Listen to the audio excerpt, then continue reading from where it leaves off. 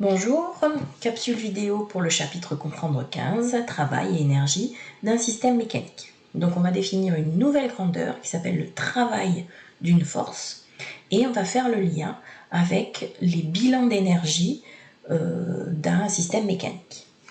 Donc, définition du travail d'une force. Vous avez ici, je vais mettre mon petit stylet là, mon pointeur, voilà. Vous avez ici un schéma général, un objet qui est soumis à une force et qui se déplace sur le chemin AB. Le travail de cette force va mesurer l'effet de cette force sur la variation d'énergie d'un système. Comment on définit le travail? Par un outil mathématique qui est le produit scalaire. Le travail sur le trajet AB de la force F, c'est le produit scalaire de la force F par le trajet AB. Deux vecteurs, le vecteur force et le vecteur trajet. Donc ce vecteur trajet, pour le moment il est représenté ici, je peux très bien le déplacer et le représenter à cet endroit-là. Première expression du produit scalaire, c'est l'expression, je dirais calculatoire, du produit de la norme de F, la norme de AB, fois le cosinus de l'angle entre ces deux vecteurs, ici je l'ai appelé alpha. Le travail va s'exprimer en joules.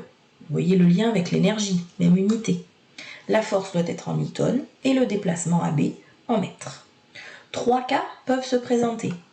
Le premier ici, l'angle entre la force et le déplacement est plus petit que 90. À ce moment-là, le cosinus de l'angle alpha est positif.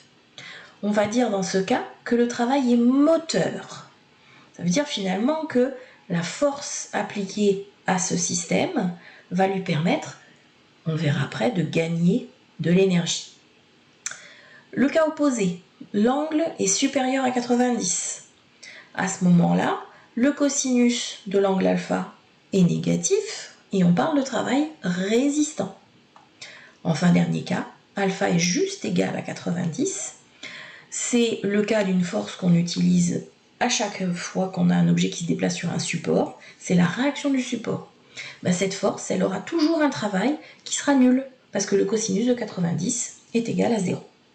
Donc ces forces actions du support, elles vont jamais intervenir dans les bilans d'énergie. Donc elles sont présentes, ces forces, mais du point de vue de l'énergie, elles ne vont pas apporter grand-chose. Vous devez savoir calculer le travail de trois forces particulières.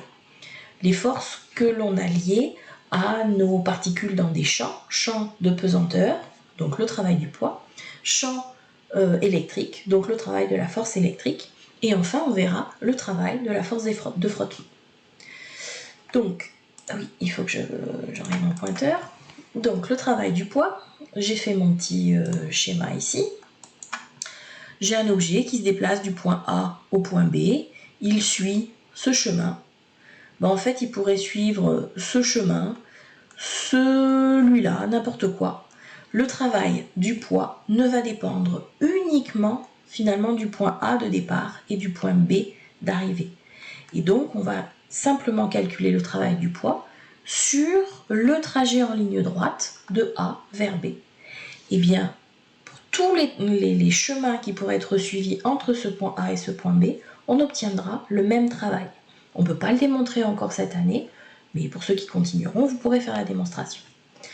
Donc, par définition, le travail sur le chemin AB du poids, c'est le produit scalaire du poids fois le vecteur déplacement AB. Alors, on va utiliser ici, parce que la démonstration est plus facile, l'autre définition du produit scalaire à partir des coordonnées de ces deux vecteurs. Donc les coordonnées du vecteur P, c'est 0 et mg, puisqu'il est sur l'axe Z, et le vecteur déplacement AB, xb moins xa, et puis zb moins za, vous avez plutôt l'habitude de dire yb moins ya, ok, sauf que là moi je suis sur un axe Z, donc zb moins za. Et le produit scalaire, je fais le produit des abscisses plus le produit des ordonnées. Donc 0 fois, il va rester 0, et moins mg, facteur de zb moins za. Donc si j'arrange un peu le moins qui est ici et puis le ZB moins ZA, ça va finalement faire MG ZA moins ZB. Donc si je pars du point A et que je vais vers le point B, le travail du poids c'est MG ZA moins ZB. Qu'est-ce que ça veut dire? Si mon objet descend, ZA sera plus grand que ZB, j'aurai un travail qui sera moteur.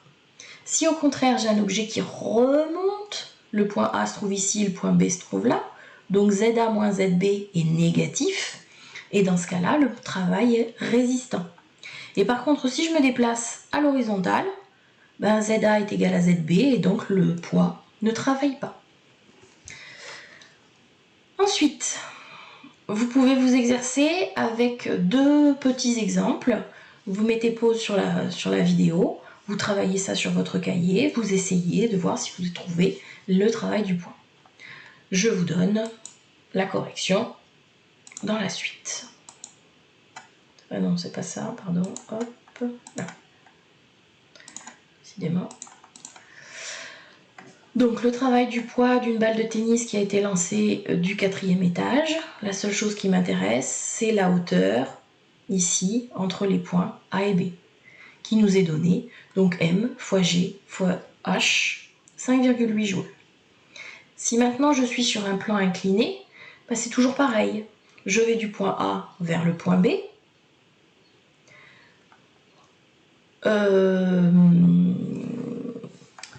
Je ne m'intéresse que à la hauteur ici, entre la différence de hauteur entre les points A et le point B, MG, ZA moins ZB, et je m'aperçois sur ma vidéo qu'ici j'ai oublié que ZA était plus petit que ZB, donc vous allez me rajouter un gros moins là, c'est moins MGH.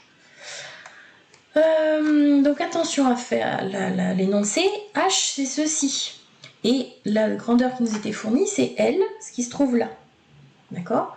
Donc il suffit, dans ce triangle rectangle, où vous retrouvez alpha ici, d'exprimer ce H en fonction de alpha et grand L.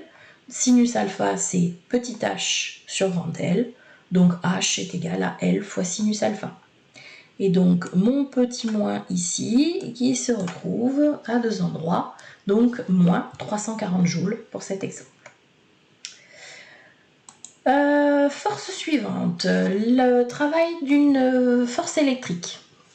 Là encore, le travail d'une force électrique ne dépend pas du chemin suivi. Donc si la particule fait n'importe quoi avant d'arriver ici, ou si elle fait ça, eh ben, j'aurai le même travail que si elle suit la ligne droite entre les points A et les points B. Donc je ne vais calculer que le travail directement sur cette ligne directe AB. Donc par définition, le travail sur le chemin AB de la force F, c'est le produit scalaire de la force F fois AB. La force électrique m'est donnée ici, petit e fois le champ électrique. On a pris une particule chargée positivement. Donc petit e grand E fois AB. Et donc ici, ce qu'il y a d'important de voir, c'est que le vecteur force et le déplacement AB sont collinéaires et de même sens. Donc finalement, le alpha vaut 0. On n'a plus que grand E fois AB. Et le AB, en fait, a été noté petit d sur le schéma, d'où le grand E fois petit d. Et si vous vous souvenez de la définition du champ électrique, le champ électrique, grand E, c'est la tension électrique exprimée entre les deux armatures, ici, divisée par la distance qui sépare ces deux armatures. Donc finalement, le produit de E fois D, c'est la tension entre les deux armatures. Donc vous aviez un exemple à traiter pour un électron, donc de charge 1,6 fois 10 puissance moins 19, et de tension, et sur une tension de 5000 volts, donc 8,8 fois 10 puissance moins 16 joules. Dernière force, les forces de frottement. Alors là c'est encore plus simple, les forces de frottement elles sont toujours collinéaires au déplacement, mais de sens opposé, donc un angle entre les deux qui vaut 180, un cosinus qui vaut moins 1. Donc le travail des forces de frottement, c'est moins la valeur de la force de frottement fois le déplacement AB. Vous pouvez reprendre les trois différents travaux des forces que l'on a vus ici dans cet exemple-là. Donc, enfin, le lien avec les transferts d'énergie. La première partie, pour un système conservatif, on a fait les révisions déjà. On rappelle l'énergie cinétique, l'énergie potentielle de pesanteur, l'énergie mécanique qui sera la somme de ces deux énergies. Si le système est dit conservatif, à ce moment-là, l'énergie mécanique ne varie pas. La variation d'énergie mécanique est égale à 0. Donc la variation d'énergie cinétique est opposée à la variation de l'énergie potentielle. Si l'énergie cinétique augmente, l'énergie potentielle diminue et inversement. Et en fait, ça va être plus large que simplement l'énergie potentielle de pesanteur. On peut l'appliquer à n'importe quelle énergie potentielle. Il existe de l'énergie potentielle électrique, liée à la force électrique, et il existe aussi de l'énergie potentielle élastique, liée par exemple à la force de rappel d'un ressort. On fera un TP là-dessus. Donc ça, vous connaissez déjà. Maintenant, si on est dans un système pour lequel on a des frottements, on n'est plus dans ce système conservatif. Les forces de frottement, ce seront des forces qui ne sont pas conservatives. À ce moment-là, on ne peut plus appliquer la conservation de l'énergie mécanique. L'énergie mécanique varie, et si on a travaillé sur le travail, justement, c'est parce que la variation de l'énergie mécanique sera égale au travail des forces non conservatives. Donc par exemple, si c'est le travail des forces de frottement, on a vu que c'était égal à moins F fois AB. Donc ça veut dire que j'ai une variation d'énergie mécanique qui est négative. L'énergie mécanique diminue, notre système perd de l'énergie. Donc voilà, il n'y a pas grand-chose de plus à savoir, à part la définition du travail d'une force, dans le cas de la force de pesanteur de la force électrique, dans le cas d'une force d'intensité constante, dans le cas d'une trajectoire rectiligne, typiquement c'est la force de frottement, et puis faire des analyses de transfert d'énergie d'un mouvement d'un point matériel. Donc ça, c'est les exercices qu'on a déjà traités, et puis je vais vous en donner d'autres que vous allez faire pas à pas pour arriver à comprendre ce qui va se passer dans le cas où l'énergie mécanique n'est plus conservée.